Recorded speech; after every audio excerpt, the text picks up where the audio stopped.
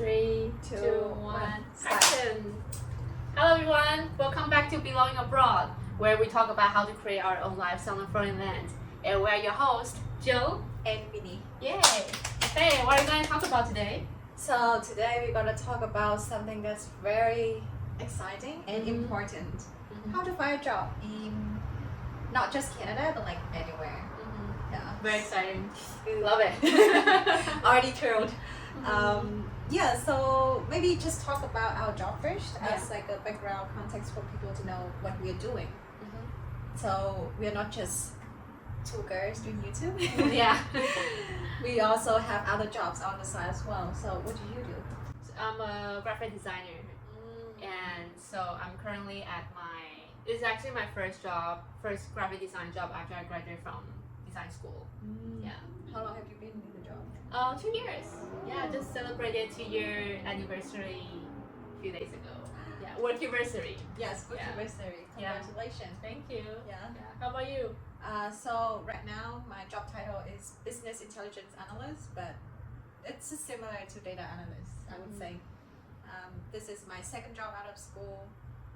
I've been in this job for like almost a year now. So yeah, I think we have quite some experience to talk about this topic, especially for a fresher who just graduated and wanted to find a job in their field without like previous relevant experience, specifically. Yeah. Exactly. Okay. So what are the tips? Give us the tips. Okay, so how do we start this? I actually have a lot of experience talking about jobs in general because I've been invited and been asked by people talking about my job search process. So in order to present it more fluently, I developed this kind of process, a framework that I tell people that I follow a lot, which I actually did. It's called 4Ds, and I also have a blog that talks about jobs in general a lot. So in this framework, the 4Ds stands for, the first one is decide, second one is do it, third one is decorate, and the last one is demonstrate. And I would walk you through the process in general, but for these, the first 2Ds are the things you can get from school, and the second 2Ds are things that anyone can actually improve on, like the communication skill, how you present yourself. But first, let's talk about like different types of jobs that we can have throughout our time abroad. So, do you have any part-time internship in general? I did, but it wasn't in Canada. Okay. So when I was in Taiwan, I graduated from college. I did internship. Yeah, I did part-time jobs here actually as well. So I would say, of course, I think internship is usually I want to get experience. That's why I was willing to work for free. Yes. Yeah. There's some paid internship nowadays though. Yeah. Oh, so yeah. if you can land those, that's awesome. That's good for you. But yeah. Exactly. And for part-time, I guess for most people who move abroad, part-time job is a great way to start, just to make money while you are kind of figuring your way out or going to school and stuff. Exactly. I think it's important to know the gain that you get from the job that you're doing, because like let's say if you know for sure that okay, this job is gonna give me some kind of financial stability, or it can maybe in the future give me the possibility to change my immigration status. Yeah, it makes sense for you to stay. But for the sake of this video, we'll just concentrate on the jobs that you can have based on your educational background and also like your training background. Yeah, so let's go back to the 4Ds. So the first D is that to decide what you want to be good at. So basically it's like what I said, it's like technical skills, knowing what's in demand in the industry so that you can identify your goals at the end of the, let's say the process. Because I think job searching doesn't just start at the time that we graduate. It starts like way earlier. For example, mine started like a year before I actually graduated. So I know that I need to prepare for all of these skills by then. I think there's like a lot of places that you can get this kind of information. So what I did was to do a lot of research in terms of I can look at the job description on LinkedIn to see what they are demanding. You can also follow people who actually work in the profession in order to know what kind of the work they're doing. And I also think schools is a good place to get those resources. But having like a good community of people who actually do the work is also important and very helpful to identify what those skills are. So for my case, I think it's a very great it's a very great principle for lots of fields and for designers. Even though every graphic designers we kind of have some basic skills like the software like Adobe Photoshop and Illustrator, but if you let's say you want to do like environmental design, like the specific type of like design, and you have to do some specific skills, not just like the basic software skills. Yeah. So that's what exactly what I did. I think I was looking into more like branding. So aside from the graphic design, I also need to know like the marketing and social media strategy. So yeah, so that's really helpful.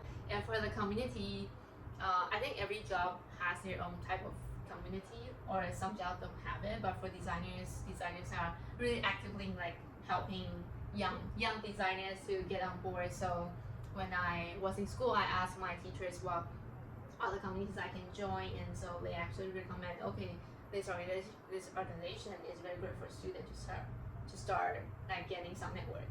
So from there, I heard people talking about some other design communities, so I joined all of them, and I was just like reaching out to people, asking questions, and I think it's a great way to just not to know people in the industry, but it could also lead to some potential job opportunities. Yeah, that's true. I also did the same thing when I graduated. That it was I asked a lot of people that I follow on LinkedIn about what are they doing in general. So going to having those information from people working in the industry, it's really helpful. And I think many people came into like at the beginning I felt very vulnerable when asking people for help like that, because it's like I feel like I was trying to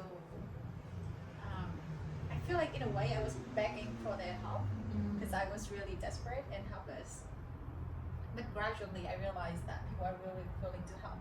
Just as you said, like people were very willing in your community to help young designers. So it's the same thing in my field as well. So I also have been in the opposite side, which is like giving out help.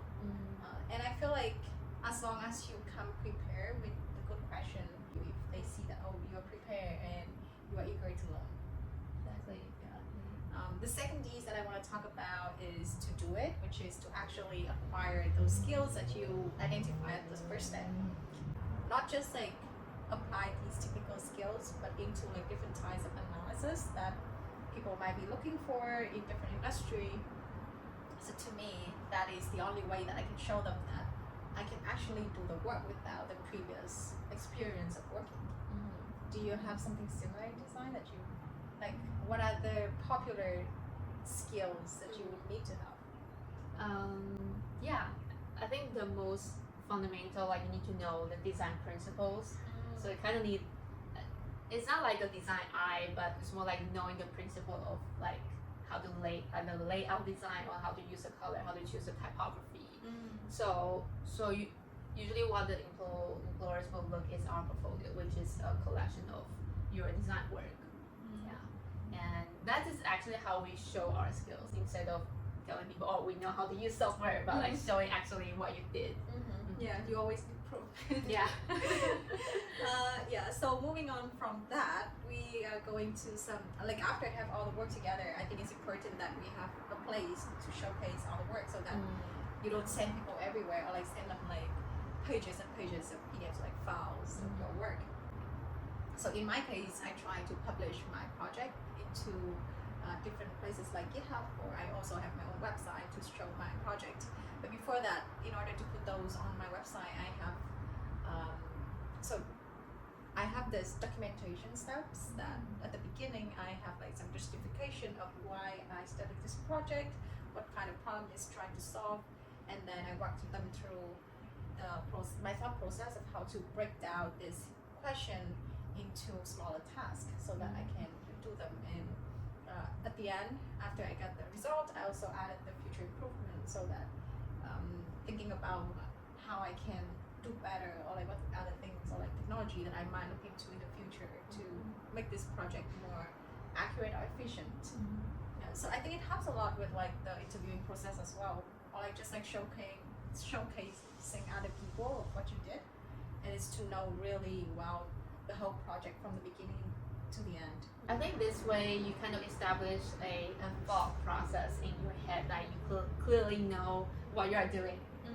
So because I think it's like what they gonna ask you in the interview, like okay, so even for designers, so I know like people will say, oh, just show me your design, but if you can talk about what was the initial problems you're trying to solve here. For example, this design is a promotion for a beer festival, so your goal here is to get more people to buy your beer, and maybe you're targeting people who like are families or like with or without kids. It would affect how you're gonna show the color and the typography and what kind of message you are giving out through the festival.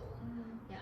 It shows your knowledge about not just the design itself, but like also Yeah. like the target audience that you're trying to reach. Yeah. In the last step that we have is to demonstrate, which is to bring out all the things that we have together. And in this case, we both have a website, right, like a portfolio to showcase the work that we did to people. Having a website or portfolio is just like a centralized place for you to bring to like not just to get feedbacks from people from community, mentors, teachers, but also very great, job interview. And you show people that, hey, I really dedicate into this process and I put everything together. And in terms of interviewing, I think many of us comes into interview trying to be more extroverted, because I understand totally that to have someone who's more opening, more talkative, we feel like the communication flows. However, I think it's important to also be our authentic self, that we show people that we just not talk. We know our stuff, we know our crafts, and I think that's more important than like trying to overwhelm people with like just a lot of talking. And being authentic to ourselves can also save us a lot of energy during the interview process, so that we can concentrate on the actual work that we do. Awesome. But I also want to remind everyone that this framework, it's just a framework. It's not like you have to fully finish this first step, then start applying for jobs. Yeah, it's to helping you to establish a habit that you keep like doing this framework, so you can perfect each components of the job That's searching. true. But for whoever wants to know more, check out Winnie's blog. We will have a link in the description. Yeah. Now that we get that part out, which is like the very structured one, I know that even though I had this structure, the whole process felt really exhausting and tiring for me. Yeah. Do you have any kind of ways that you deal with those stress coming out from job search? I do. I think especially in the beginning, it was very hard to get it started. True. Because in the beginning, we always expect the worst outcome. Now, even before you graduate, oh, what if I don't have a job, right? Yes. My nightmare every single day. Yeah. And so I think, but in order for us to get on the momentum, I think the key is to establish a habit of achieving the minimum results every day. And for minimum, I mean really, really easy goals. So for me, when I graduated, I told myself, okay, my minimum goals for every day could be either apply for 3 jobs, or talk to 3 people from the industry, or simply put one design into my portfolio. But I usually end up overachieve, because it's very easy, and after I achieve those easy things, I'll feel proud of myself, so I'll have the motivation to keep doing. Yeah. That's a very good one. How do you manage, because you said you take a whole year before you start really applying for jobs? Yeah. So what helped me the most is having a routine of what I'm gonna do that day. So I know exactly what I should do since the moment that I woke up. I don't wanna like waste time on thinking and then procrastinating, because I don't wanna just like get started. Besides that, I think having some people to keep you accountable. Back then, because I have some other friends who were doing the same thing, they graduated at the same time, so we were kind of be there to encourage each other, but at the same time kind of compete. Yeah. And the last thing, that if I were able to do it all over again, I think I would prepare like mental break, because this process is so stressful, especially for those who hasn't been successful yet. I think to be persistent and to be able to retain in the long run, we need energy, and we don't want to worry ourselves sick out of it. So yes, please rest. Yeah, I think that would be it. Do you have anything else to add? Yeah, I think faith, having faith that you're gonna get it. really, I think remember when I was applying for a job, I was kept telling myself every day, I'm gonna get a job, I'm gonna get a job. Okay. Yeah, it's really believing before you see it. That's Manifestation. Yeah. But for anyone who like they have a job right now, but what if they feel not happy about it? I think a job is such a big component, like for me in my life. So being happy at a job is very important because it contributes to a big part of my well-being. Yeah. I guess like I was having the same issue because in my part-time or like in my internship or even in my previous job there was like moments of frustration, and it even happens in the job that I have right now, which I feel like I'm very content with it at the moment. So in order to move past that phase, I think it's important to identify what are we gaining from this situation, and compare that to what we are losing from this situation. Yeah. So for me, having a job that gives me a sense of growth, gives me a sense of stability, gives me a sense of community, and the top 3 things that I really want. So compare that to what I was not getting, I will be able to identify whether or not I want to stay in this job or what is the next steps that I should take in order to improve my situation. If it's a community, is there a way for me to be a professional community outside of my work, or should I just change my job? And the same thing with everything else. Even though having a job is a big part of my life, I believe that having a life outside of our job is also important, because if, let's say, you have to stay at a job because you are getting something from it but you're not completely content with it, and outside of your job you have nothing else that gives you joy or happiness, it will be really hard to find motivation to wake up in the morning. Exactly.